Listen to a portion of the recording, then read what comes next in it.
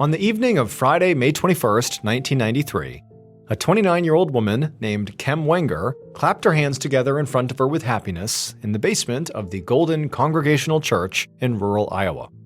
Her closest friends had gathered here to throw Kem and her fiancé, 32-year-old Kurt Simon, a combination wedding shower and goodbye party, and now they were presenting the couple with their gift. It was a money tree, planted in a little yellow coffee can with envelopes full of cash hanging off of it.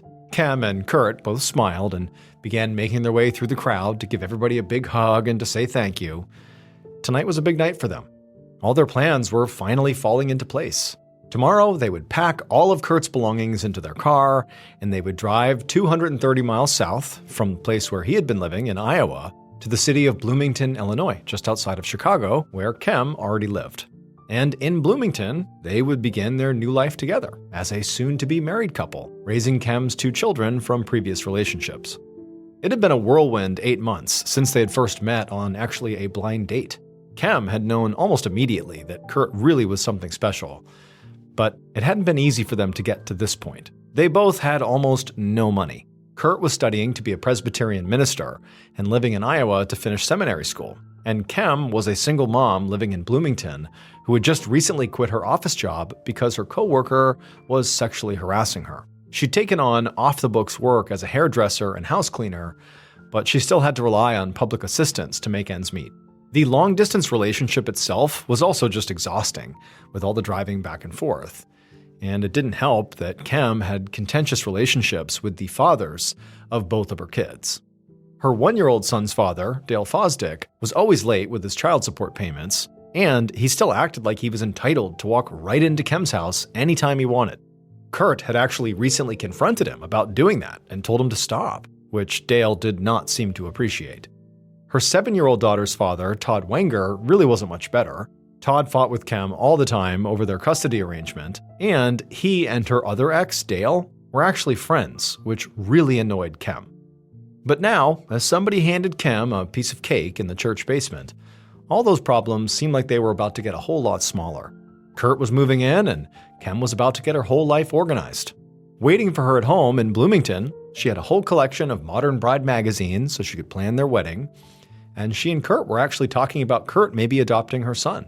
And she knew Kurt could very quickly get a job in Bloomington as a pastoral counselor, and they could maybe save some money by only having to pay for one residence now. And this money tree they were getting was a sweet start. I mean, Kem knew that the members of the congregation were not wealthy people by any stretch. But, she found it very touching that they'd pooled their limited resources to give her and Kurt such a wonderful send-off. The only thing that could make this moment any better would be if Kem's mother, Cricket, was there. But unfortunately, Kem and Cricket were estranged.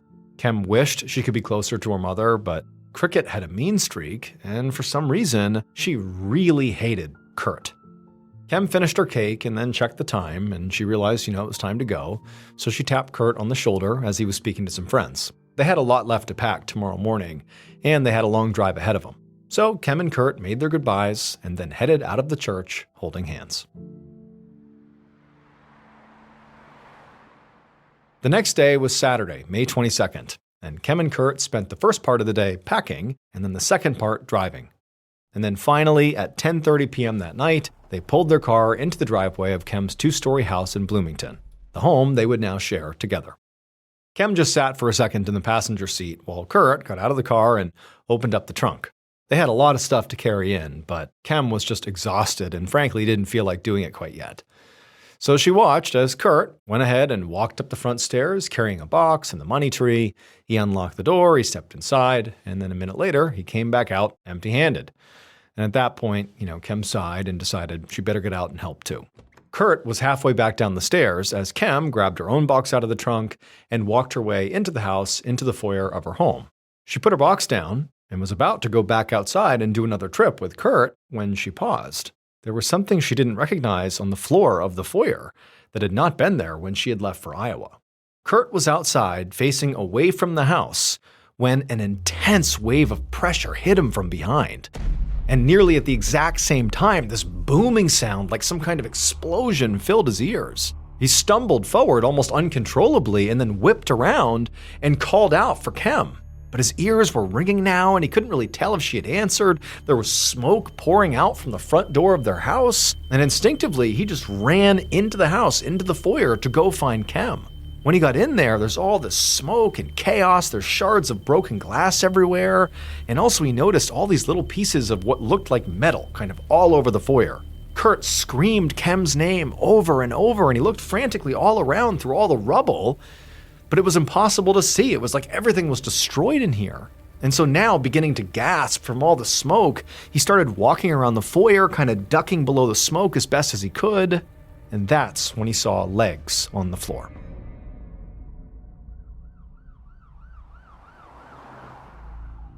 Minutes later, Detective Larry Shepard of the Bloomington Police Department pulled up outside the two-story house in his cruiser, with his partner beside him and another squad car behind them.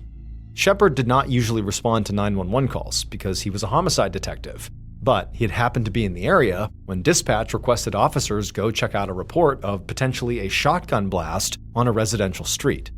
However, the second he stepped out of his car and looked at this two-story house, Shepard knew this could not have been a shotgun blast.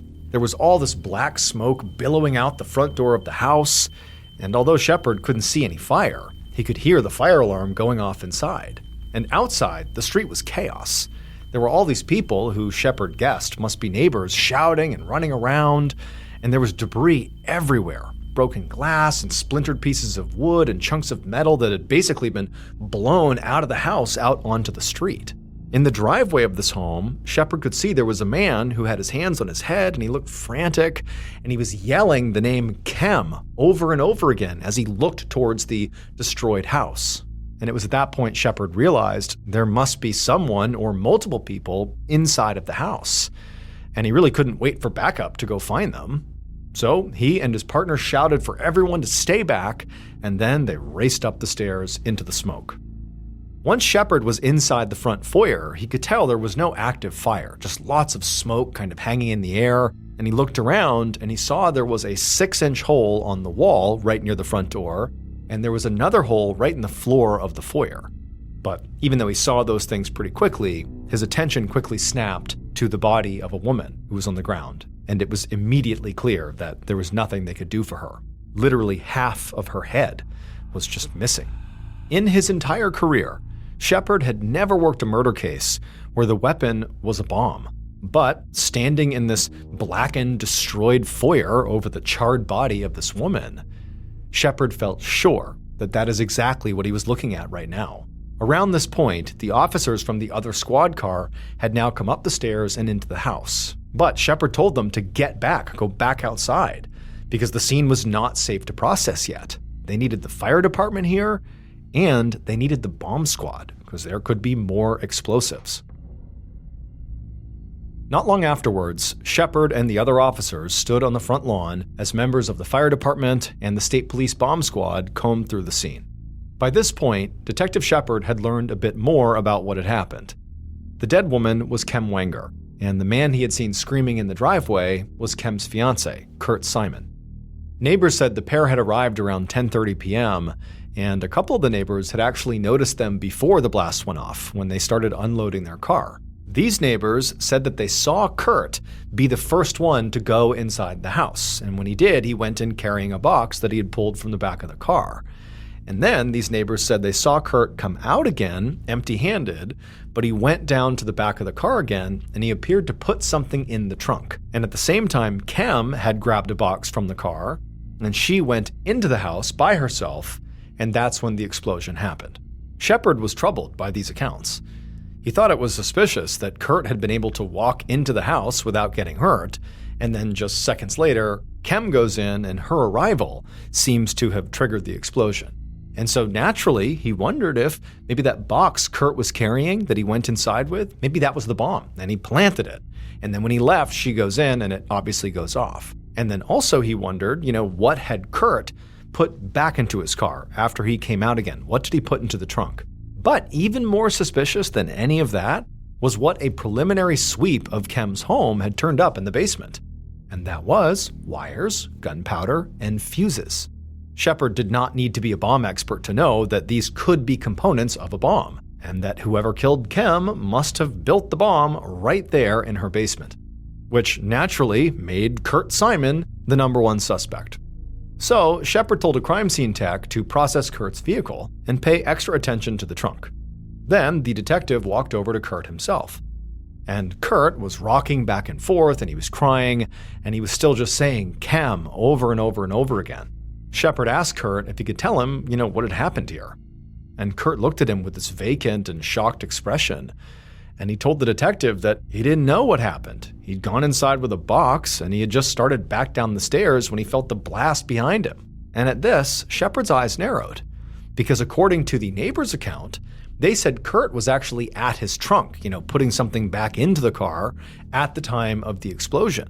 But Kurt was now claiming that he had actually only just exited the house, basically was on the stairs as the blast happened. Now, this discrepancy could just be a result of confusion, or Kurt could be lying to cover up whatever he may or may not have done. But independent of whatever this was, Shepard just told Kurt that right now he was going down to the station for questioning.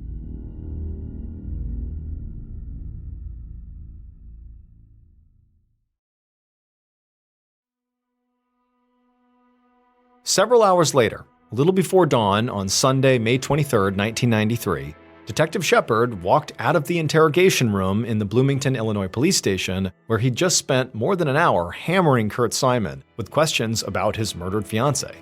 And Kurt had been a pretty difficult interview. He had plenty of ideas about other people who might have killed Kem. He told Shepard that both the fathers of Kem's children, Dale Fosdick and Todd Wenger, fought with her all the time. And he said that Kem's estranged mom, Wilma Lewis, who everybody called Cricket, was, quote, every kind of evil. But Kurt had seemed to have no information to offer about what he had actually witnessed before the explosion. He had stuck to a story that he had not seen anything suspicious at all in the foyer, which Shepard found hard to believe. Kurt also had no explanation for why the bomb exploded on Kem and not on him, and he also denied knowing anything about the bomb-making materials that had been found in Kem's basement. Kurt also said he hadn't put anything back in his trunk around the time of the explosion, but he couldn't explain why the neighbors said he had. Shepard ultimately thought Kurt was either the most unobservant person alive, or he was lying. And on top of all that, Kurt had refused to take a lie detector test. However, Shepard still had to let him go home. The detective just didn't have anywhere near enough evidence to arrest Kurt, at least not yet. At this point, the bomb squad was actually still searching the house for any additional bombs, so the crime scene techs had not gotten in yet to begin to start looking for forensic evidence. They actually hadn't even been able to remove Kem's body yet. Shepard knew the day ahead was going to be very busy. Other members of his team had spent the entire night canvassing the neighborhood and notifying and questioning Kem's family members. And now Shepard was sure there was going to be quite a few interrogations for him to conduct. He'd already been awake for 24 hours by this point, but he knew there was not going to be any sleep soon. So he walked to the office coffee pot and poured himself a cup of coffee and stood there drinking it and thinking about how he was going to nail Kurt Simon for murder. Meanwhile, the bombing itself was making huge news all across Illinois. By about 9 a.m. on Sunday morning, so less than 12 hours after the explosion, there were all these reporters milling around the front entrance of the police station, and some were even going in and out of the lobby trying to talk to people and get any information. And Detective Shepard knew this story was only going to get bigger, because the Illinois State Bomb Squad had just called in the Federal Bureau of Alcohol, Tobacco, and Firearms, or ATF, to help them process the scene. And all that meant there was going to be an enormous amount of pressure on Shepard, who was leading the investigation. And this pressure was especially stressful this morning because the case he'd thought he'd had against Kem's fiancé, Kurt Simon, was starting to fall apart. In all their interviews with Kem's friends, everyone had said Kem and Kurt had a good relationship and were excited to start their life together. The crime scene unit had searched Kurt's car, where neighbors claimed they had seen him place something in the trunk right after the explosion or manipulate something back there, maybe a detonator. But the crime scene techs had found nothing suspicious at all back there. Shepard's partner had checked out Kurt's story that he had spent the entire week previous to the explosion in Iowa, where he lived, and he was moving here to Bloomington to live with Kem. And they had found out that that story was true. He really had been in Iowa. And so this made Shepard's theory that Kurt had assembled the bomb in Kem's basement a lot less likely, since Kem was home all week and Kurt wasn't there. Plus, Kem's babysitter had given police 2 additional pieces of information that really widened the suspect pool. First, she said that the spare key to Kem's house had recently gone missing. And the second thing was, because the spare key was gone, Kem had gotten locked out at some point and had to cut a hole in the screen in the back door to get inside. And so this meant that basically anybody could have gotten inside of Kem's house to build the bomb if they just went in through the back door, or if they, had the key, if they stole the key. So Shepard's suspect list effectively had gone from Kurt to all of Bloomington.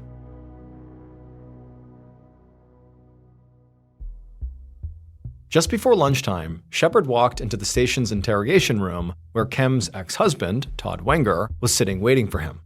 With Kem's fiancée, Kurt, looking less and less likely as a suspect, the detectives had set their sight on Kem's exes. Both Todd, who was the father of Kem's daughter, and Dale Fosdick, who was the father of Kem's son, not only had obvious motives, but they also knew Kem's schedule, because each of them had been watching one of her children over the weekend before she was killed. Shepard's partner had actually already spoken to Dale. Basically a couple of hours after the explosion, he had spoken to him, while Shepard himself had been busy questioning Kurt. And during that exchange, Dale had seemed shocked by Kem's death, and he'd made what seemed like a good faith effort to answer the detective's questions, although his son kept crying and interrupting them. Dale did admit to having some tension with Kem, but he also had an alibi. He'd been with family in the morning and doing yard work in full view of his neighbors in the afternoon and the evening. He'd given Shepard's partner names and phone numbers of potential witnesses that could have witnessed this, and a preliminary round of calls to those witnesses had suggested that Dale was telling the truth. But the detectives were conducting all their interviews with very little information about the crime itself, because they didn't really know how the bomb that killed Kem actually worked. They weren't sure if the killer had to be, right nearby to detonate it, or if maybe it had been remote operated so the killer could be farther away, or maybe the bomb was just set to some kind of timer. Scientists at the ATF were trying to reconstruct the bomb from all the shrapnel, but until they did that, Shepard and his partner would not know exactly when the killer would have been at Kem's house. And none of the neighbors had reported seeing anything unusual around the time of the explosion that would help them narrow it down. So now, as Detective Shepard sat down across the interrogation table from Kem's ex-husband Todd Wenger, he started with some general questions about his relationship with Kem. And Todd seemed a little nervous because he kept wringing his hands while he spoke. He said that he and Kem did fight about child support costs, and he said he had been very frustrated with her because he didn't feel like she was always fair during their divorce. But he insisted that that did not mean he wanted to hurt her. He said their problems were common for most divorced couples. Shepard did not put much stock in that assertion because in his experience, divorce or breakup plus money was a very good motive to hurt somebody. So he asked Todd where he'd been all day on the night of the blast. And at this question, Todd definitely appeared to relax, and he launched into a very detailed explanation of all his movements. He said he'd been with his daughter and his new girlfriend, and both of them would definitely vouch for him, along with several people who had seen them during the day. By the time Shepard sent Todd home, he really wasn't sure which of the exes, Todd or Dale, he thought was a better candidate for his killer.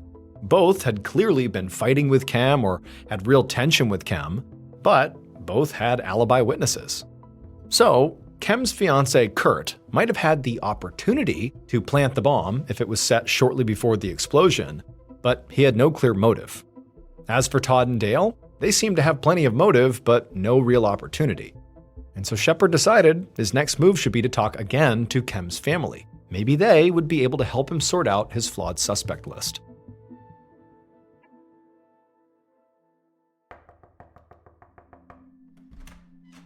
On Sunday evening, so almost 24 hours after the explosion, Detective Shepard knocked on the door of the home where Kem's sister, Joni, lived. Now, by this point, another officer had already been there to tell her and their mother, Cricket, about Kem's death, but Shepard wanted to hear from them himself. Now, Shepard had been told that Kem and her mother were estranged, But even though he went in with some idea that this interaction could be odd, Shepard was still really caught off guard by the way Cricket was acting. It was like way over the top. As Joni welcomed Shepard inside and offered him a seat on the couch, she was crying. Her reaction to the death of her sister seemed very genuine. But Cricket was not crying or showing any signs of being sad. Instead, she was just furious, and not about the murder or about losing her child or about the fact that police had not made an arrest yet. She was furious about her child's life insurance policy, which apparently Kem had not added her to as a beneficiary, which meant that Cricket was not going to be paid any money despite her child being killed. As Shepard seeing this, he thought about how Kurt had insisted in his interrogation that Cricket was a horrible person, that she was evil. Now, at the time, Shepard had not really taken that seriously because he figured Kurt was trying to throw suspicion off of himself, and lots of people don't like their mother-in-laws. But now he was reconsidering. He felt like he was witnessing someone who could be just as bad as they were described to be. And then, when Shepard actually asked Cricket about her relationship with her now deceased daughter, Cricket went off, but not about her relationship really with Kem, but more about Kurt and how Kurt had ruined Kem's life. She said Kurt was a terrible partner for Kem and that he had destroyed the best relationship she ever had, which Cricket said was with Dale Fosdick, the father of Kem's son. She also said that Kurt had destroyed her, Cricket's relationship with Kem too. She said that she and her daughter used to talk every day, but once Kurt was in the picture, she had been forbidden to call the house at all. Now, to Shepard, Cricket seemed completely scattered, bouncing from one subject to another and just mad about everything. But he started to wonder if what he was witnessing here was not just pure selfishness and being a terrible person, but instead could be some kind of very complicated grief or maybe even guilt, or grief and guilt combined. But one thing was definitely true, which was Cricket really seemed to hate Kurt as much as Kurt seemed to hate her. And Shepard just wasn't sure which one of them was in the right. But it was around this point in the conversation that Kem's sister, Joni, cut in, and she offered up a potential suspect idea of her own. She said that Kem had recently left a job where a colleague, a man named Phil Hartman, had sexually harassed her. Following this, Kem had actually gotten a settlement out of it. And apparently Phil had made threats afterwards, including a promise to get her for this. And so Joni said it was Phil who the police really should be investigating for this murder. When Shepard finally left the house, his head was spinning. He'd gone to Cricket and Joni, hoping for clarity, sorting out his 3 suspects. But he'd come away with less clarity and now 5 suspects. Kem's fiancé Kurt, her exes Dale Fosdick and Todd Wenger, her co-worker Phil Hartman, and frankly, Cricket herself. At this point, it was late on Sunday night, and Shepard had been awake since Saturday morning, and so he decided the best thing he could do now was just go home and get some sleep.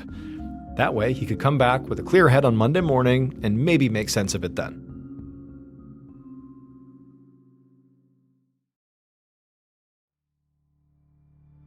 On the afternoon of Monday, May 24th, so almost 2 days after the bombing that killed Kem Wenger, Detective Larry Shepard walked through the front door of Kem's house, feeling cautiously optimistic. On the night the bomb went off, the police had to evacuate so the State Bomb Squad and the ATF could make sure there were no additional explosives. But finally, the night before, the scene had officially been cleared, which meant Shepard could now enter the house and actually look around for himself.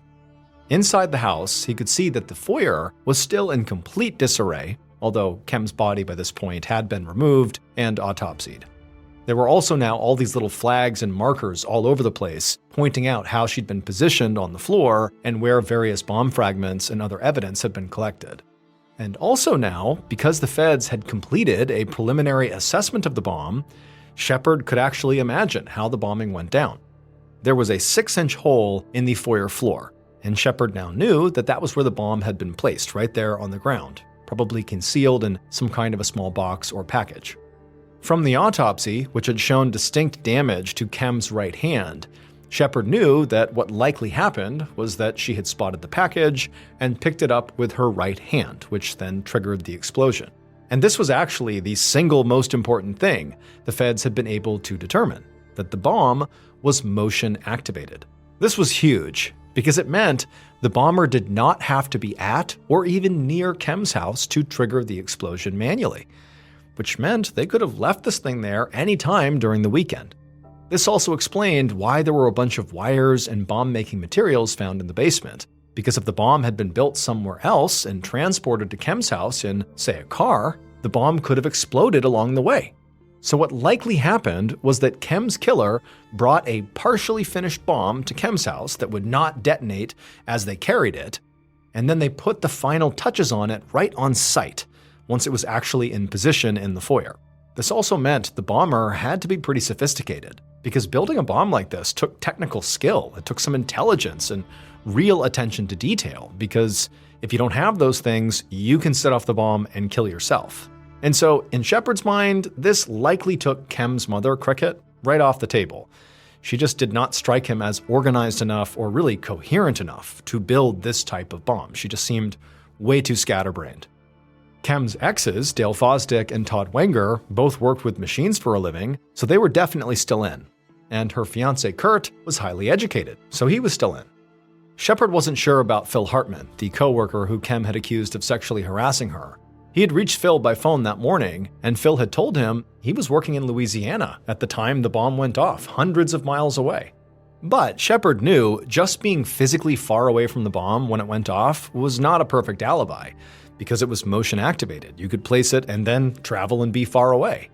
But at the same time, Louisiana was really far away, and Phil really didn't seem to have any technical background that Shepard had found, so Phil was still in, but less so. As Shepard stood there in the blackened, destroyed foyer, looking at the partially burned pages of Modern Bride magazines that had been blown all over the room, he thought about the fact that whoever had done this had to have been very comfortable in Kem's house. They had gotten inside the house at some point, and then clearly spent time in the basement tinkering with the bomb. Then they came up and they're in the foyer setting the bomb up. I mean, that's someone who's pretty confident they're not going to get caught doing all this inside the house. That's serious boldness. And so Shepard was starting to feel pretty confident that whoever had done this was either family to Kem or as close to her as family. Shepard left Kem's house thinking about how he might search both Dale and Todd's places of work to see if any of the machinery they used shared parts with the bomb. But as he stepped off the final step onto the sidewalk, he heard a voice call out behind him, and he turned to see a Bloomington police officer jogging over towards him. The bombing had created real panic, not just in Bloomington, but across Illinois. People were now terrified that there was going to be a bomb that would show up on their front porch. They would see a package they didn't recognize, and they would call the police with fears that that could be an explosive. I mean, it was like this paranoia had swept the state. And so in response to that, specifically in Bloomington, the police had a much stronger presence out on the street. And Shepard had also asked officers to recanvass Kem's neighborhood, to question the neighbors again, now that they knew more about the bomb itself. Specifically, that the bomb was motion activated, which meant the bomber did not need to be there basically right before it went off. They were in the house. They were building the bomb days before. They planted the bomb in advance of the bombing, so there was a bigger window of time that they were wondering who was at Kem's house, who was acting suspicious near Kem's house in the days leading up to the bombing. Those were the questions they had for the neighbors.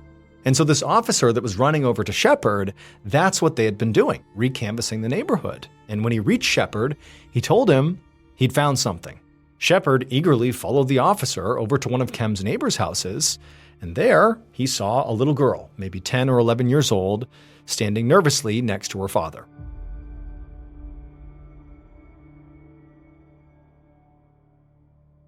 And based on what this little girl would say, along with evidence collected by the Bloomington Police Department and the ATF, this is a reconstruction of what authorities believe happened to Kem Wenger on May 22, 1993.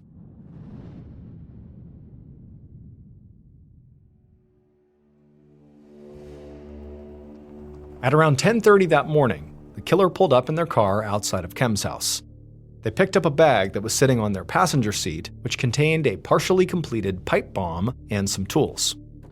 With this in hand, they got out of the car, and they walked up to the front door, and they pulled a key from their pocket. This was the same key they had stolen from under the doormat a few months earlier. They used the key to unlock the front door, and they let themselves inside.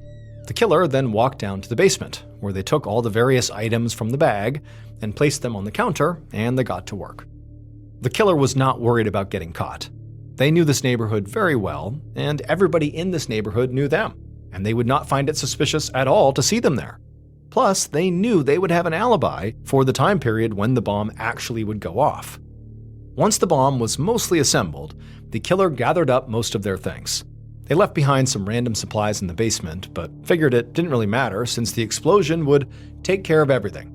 Feeling very confident in their workmanship so far, the killer walked back upstairs and placed the nearly completed bomb on the floor in the foyer. And then, as they completed the final steps, they could feel sweat beating on their forehead, because if they did anything wrong, the bomb would go off. But the killer got it all done, and they stood up very slowly and carefully and walked back out through the front door.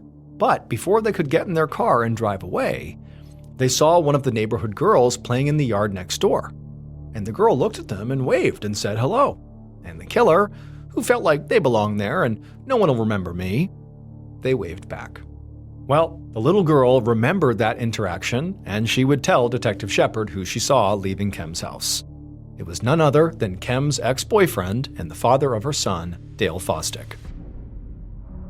Dale was very upset that Kem had broken up with him and was now seeing Kurt. He had also heard from Cricket, who he was still very close with, that Kurt had talked about adopting his own son, and this enraged him. He couldn't stand the idea that his own boy might grow up calling another man dad. So he used the electronic skills and the tools he'd acquired from his hobby of building model airplanes to build a pipe bomb. And so ultimately, Dale was caught because of his entitlement to feel like he could just stroll into Kem's house anytime he wanted. Because he did that all the time, despite her saying not to, he became a familiar face in the neighborhood. And that's why that little girl remembered him. After months of forensic work that tied Dale even more closely to the bomb, he was finally arrested and found guilty of first-degree murder and sentenced to 61 years in prison. But he would only serve 14 of those years because in 2010, while still behind bars, Dale died of a sudden illness.